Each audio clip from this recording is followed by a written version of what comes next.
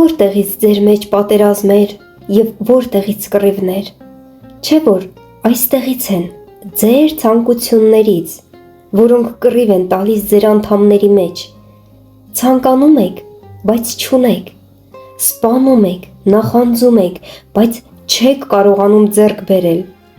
պատերազմում եք և կռվում եք, բայց չունեք, որովհետև չեք խնդրում, խնդրում եք, բայց չեք ստանում, որովհետև չար ձևով եք խնդրում,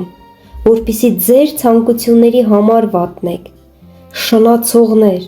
չգիտեք, որ աշխարհի հանդեպ սերն Աստծու դեմ թշնամություն է, ով ուզում է աշխարհին բարեկամ լինել, իրեն Աստծուն թշնամի է դարձնում, կամ թե կարծում եք Սուրբ Գիրքը զուր է ասում,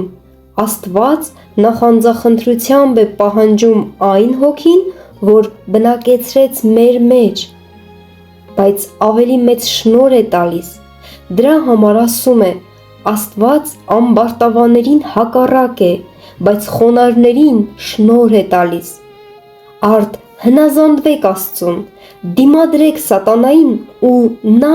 ձեզանից կփախչի, մոտեցեք Աստծուն և նա կմերձենա ձեզ, մեղավորներ, մաքրեք ձեր ձեռքերը, երկմտողներ, մաքրեք ձեր սրտերը, տառապեք, սգացեք ու լացեք, ձեր ծիծաղը թող սուգի վերածվի և ձեր ուրախությունը տրտմության, խոնարհվեք Տիրոջ առաջ և նա ձեզ կբարձրացնի, իրար մի բամբասեք, եղբայրներ, իր եղբորը բամբասողը կամ իր եղբորը դատողը օրենքի մասին է բամբասում և օրենքն է դատում, արդ եթե օրենքը դատում ես,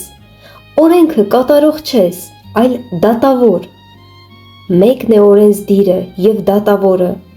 որ կարող է փրկել ու կորստյան մատնել,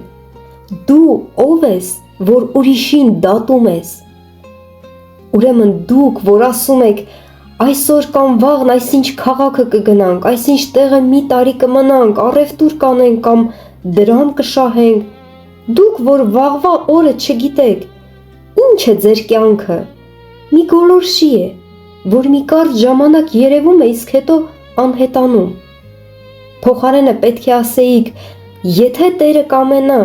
ու ապրենք, այս կամ այն բանը կանենք, բայց այժմ պարծենում եք ձեր ամբարտավանությամբ, ամեն այդպիսի պարծանք չար է, արդ ով բարին իմանա ու չանի, նրա համար մեղք է։